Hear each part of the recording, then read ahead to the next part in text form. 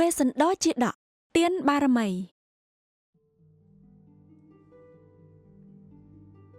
ការបំបបងព្រះវេសិនដោចេញពីព្រះនគរក្នុងព្រះជន្ម16ព្រះវស្សា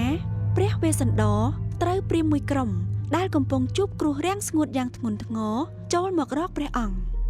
ពួកព្រាហ្មណ៍បានសុំដំរីសឈ្មោះបច្ច័យនាគរបស់ព្រះនគរដែលគេជឿថាមានអំណាចអាចនាំទឹកភ្លៀង